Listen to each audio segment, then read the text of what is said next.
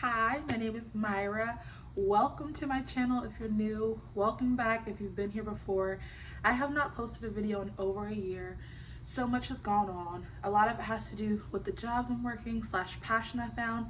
So if you already read the title, this video is about my experience as an RBT working in ABA. I have about 9 questions that I'm going to answer or get into so you can better understand the field, my perspective, and what I'm doing next. So stay tuned. So this video was inspired by just the fact that it is my 1 year since I took my RBT exam. So I just did my recertification, but I've also had classmates and loved ones and different ones reach out to me like, what is RBT? What is ABA? Because I post a lot on my stories. I've made reels on Instagram about my therapy materials that I use. And I know growing up, I didn't hear about it. You know, you hear about RNs, BSNs, doctors, lawyers, even speech therapists, OTs, PTs, things like that. So yeah, that's what this video was inspired by. And I hope you like it and take away info from it. So right out the gate, I came out with some acronyms: ABA, RBT, BCBA, BCAB. What do all these things mean? So you see my shirt, ABA stands for Applied Behavior Analysis. So I'm going to give you the textbook definition, and then I'm going to tell you more so what it means to me. So the textbook definition is, it can also be referred to as behavioral engineering. So it's a psychological intervention that applies empirical approaches based on the principles of respondent and operant conditioning to change behavior. So we use psychology, science, evidence-based practices to help individuals change behaviors, and in my case, mostly challenging behaviors. I work with pediatrics, so children. You can also use just ABA with any age group. You can do it in school, in home, in clinic settings. I've been privileged to work in all of those settings. I haven't worked in like a residential facility or a hospital or things like that, but you can do that as well. Also, with a degree in ABA, you can go into any type of behavioral analytics. So that could look like HR, that could look like taking the analytics at Nike or anywhere like that. So specifically, I work in clinical ABA with children with autism. So what is an RBT? So an RBT is what I am, and I get happy talking about it. It's wild to think I started about a year and 6 months, so about a year and a half ago with my current company, and they helped me get trained, and then I passed the test to become an RBT. Because initially when you onboard with an ABA company or agency, you are a BT, so you're a behavioral tech, and you have to earn that R by going through your 40 hours of training, your competencies test, as well as passing your test.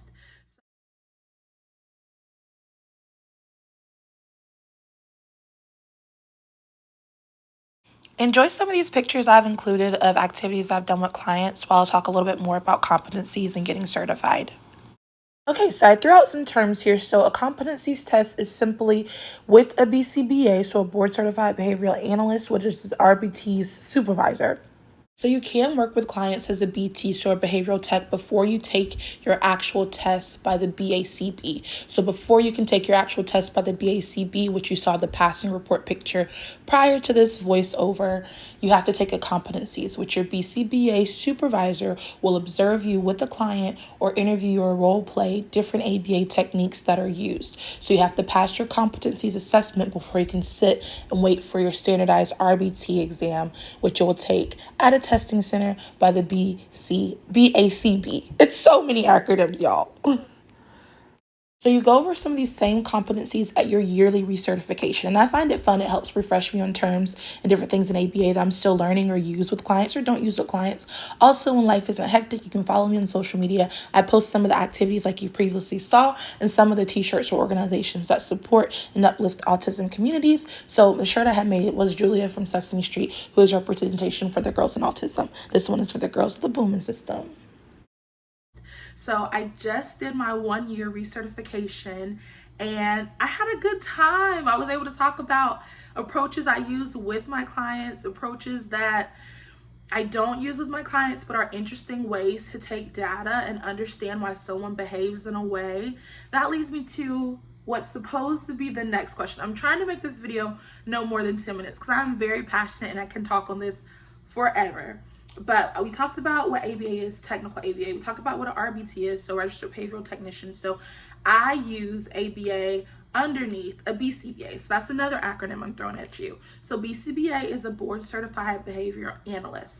And so an RBT cannot work without being supervised by one. So they have their masters and they are like the experts in the field of ABA. So they do plans of care. Let's backtrack. They do an evaluation. So when you have a client, there's an intake evaluation with the caregiver or the parent or the guardian about some of the goals they would like to achieve with their child by doing ABA services. So we do task analysis. So if some of our clients need help with the task of grooming or the task of using the bathroom, sitting in class, we have classroom readiness prep, all those things. The BCBA and caregivers outline that. Okay, 6 months from now, every 6 months, a plan of care is done to draw up new goals, to see how things are progressing. There are beautiful charts and graphs to see what has helped your client. It's just real. The data doesn't lie, the numbers don't lie, and it's just so cool to take that data and follow that process. So I work under a BCBA as a RBT. Can't work with that one. The BCBA, so I do most of the direct hours. So for example, my kids could have 15, 20, 25 hours. I will see them Monday through Friday. But the BCAB, which they're like the national organization that we're under, they expect BCBAs to spend 5% of their time, of the client's hours, with the client and the RBT. So for example, I'm not good at math, but 5% of whatever 20 is. But my company and most companies require BCBAs to spend 15 to 20 hours with clients. And if you are fortunate enough to have a really great supervisor, if you are dealing with challenging behaviors or having challenges in home or in school, whatever, usually they'll manipulate their schedule to be there to help you, as they are, like, it's their case and you're the case worker. But I feel very much involved, and it's very collaborative too, at least the cases I've been a part of. But I feel like I have had a unique experience. So what is that unique experience? What has that been like? So I said I've been with the company for 1.5 years. For about 8 or 9 months, there was not a clinic. So I was a brand new BT/RBT working in homes. And most recently, earlier this year, I started working in a school setting, which posed a whole different layer of challenges, working with other clinicians, speech, OT, teachers, staff, and things. It's been amazing. They love me. I love them. It's just difficult because I'm not hired by the school. I'm private practice there for one child. So I have to kind of restrain myself in ways, but also I know if I put out a fire with a peer, it'll help not set behaviors off in my clients. So you just have to kind of learn the environment. But I haven't told you what ABA is to me. Lord, I'm all over the place. ABA, it's so cool. So initially I was a speech girly. I have a speech tattoo. It's IPA, well, speech linguistics tattoo is IPA, so the International Phonetic Alphabet for joy. So how did I get here? Okay, what's ABA to me and how did I get here? So let's talk about how I got here and then what ABA is to me. So initially graduated from Carolina. Graduating, you can look at a video. My friends and I talked about life post-undergrad and what that meant and looked like. And it's just different because entry-level jobs, inflation, all of that, it's just really hard. And I already knew that I would have to more than likely get a master's degree. So I was always interested in speech language pathology, therapies, developmental delays in children, but I never really heard about ABA. I was more so like, yes, speech, communication, all of these things. So I ended up getting a message on LinkedIn from this company that was coming to my area, and it sounded like a good fit. My interview went well, and I've been with them ever since. What is ABA to me? ABA is a unique way, because in the school I work in, just the other week I got asked, are you speech? Are you OT? What do you do? Because he has come such a long way since working with him. And I will say humbly, like, it's so cool seeing your work and the progression, your clients' work, the families, it's a whole team. But it was like a really high compliment I don't take lightly. And I was like, well, I'm behavior, so I do a little bit of it all. You know, I help with, you know, verbal mands. So mands is a fancy way of request. Verbal tacting or non-verbal tacting and mands, gestures, helping them finish tasks. How do we walk? How do we sit? How do we wash our hands? How do we brush our teeth? How do we put on a bra? periods are coming up, for girls that have autism, all of these things. And so what ABA means to me is being able to be support for families and kids that need more support based on developmental delays in a very unique way. The things I mentioned just a few minutes ago, the thing that, like, I've done all those things in the past year and a half with girls and boys with autism in my area, and it's been really cool to watch. I've had speaking, non-speaking, verbal, non-verbal, AAC device, very verbal, kids that sometimes go non-speaking when they have like a shutdown behavior, all kinds of things. Some SIB, which is self-interest behavior. I've worked with all of that, and it's been just so amazing to see. And I definitely think that my background in speech and linguistics and my experience working in early childhood education has influenced that. I also think I've always been very intentional. I love children. I used to choreograph dance for the church I was affiliated with when I was younger. I used to babysit.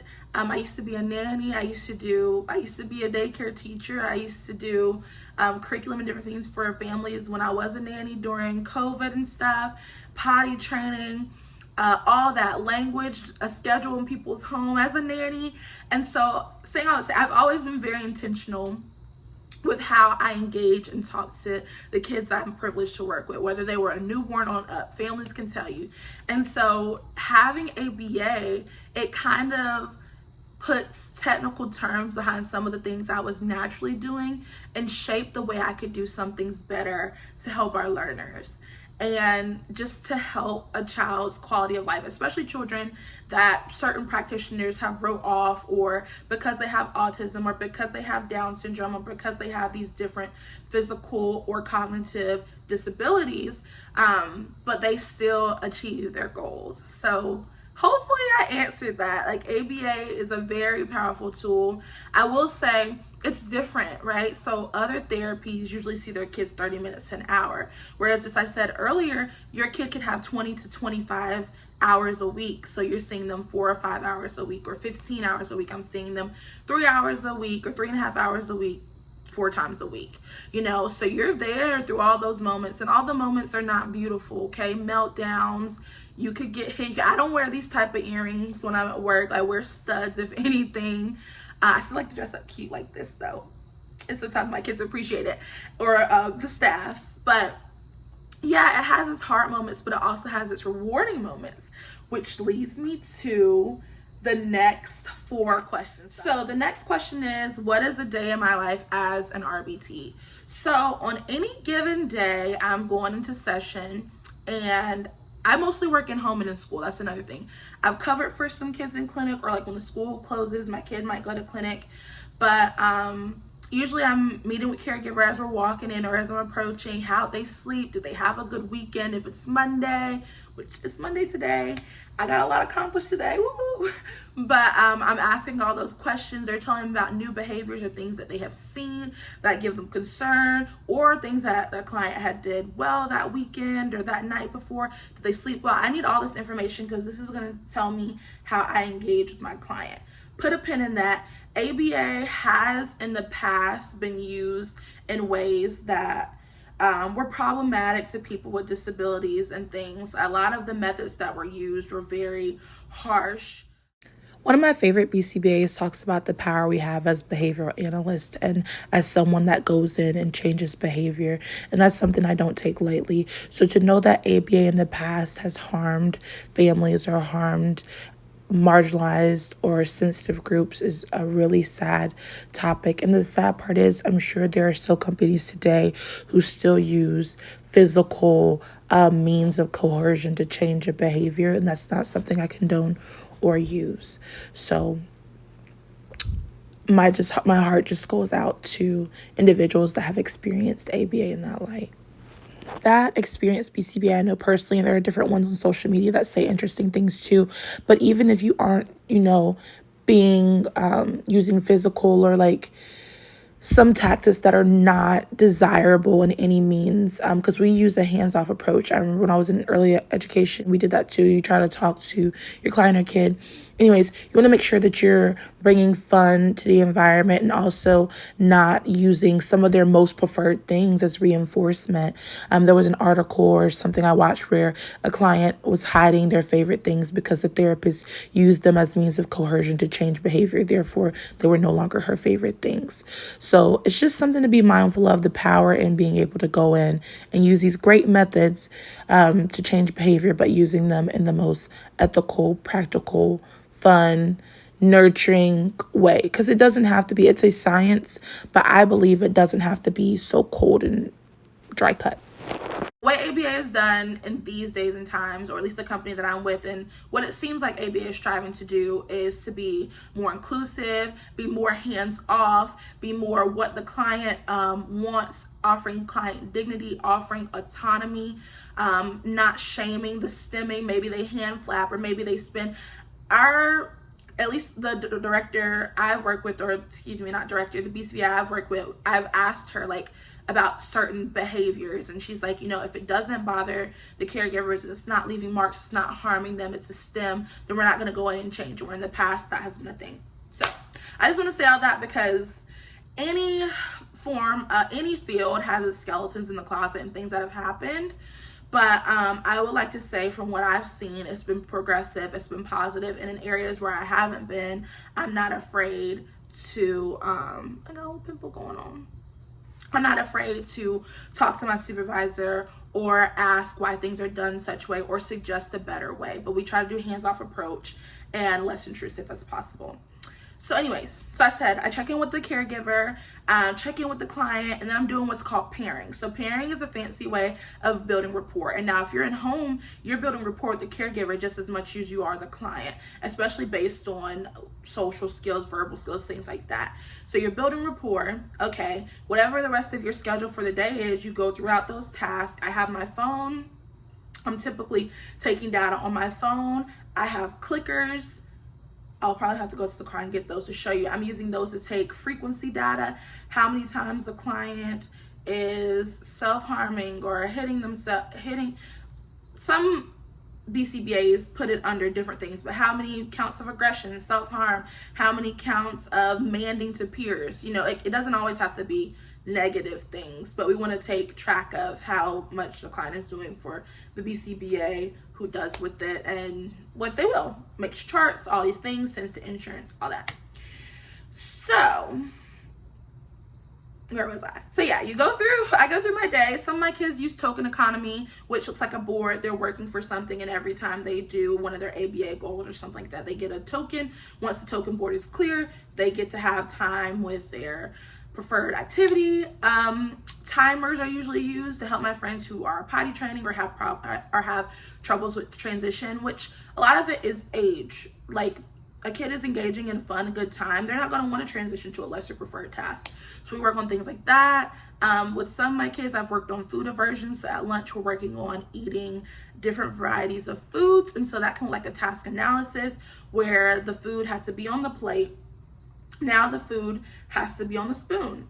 Like, these are small goals to get to eventually eating the food being on the plate and things like that. And then I get to play. I sneak in other goals. So I might have a sheet and it has 3 things. And I say, show me the purple one, show me the red one, things like that. Different discrimination trials and things of that nature. And then I pair and play some more, sneak more goals in. And I get my computer out and I say, I'm telling them how good you did today, usually because they're there. And I'm writing my note, caregiver there, or teacher. Usually I just remove myself from the classroom because I'm a distraction. And I type how great their day went. I convert the note and submit it. And we use Central Reach. So that is a day in my life. This video is going to be more than 10 minutes, I'm sure.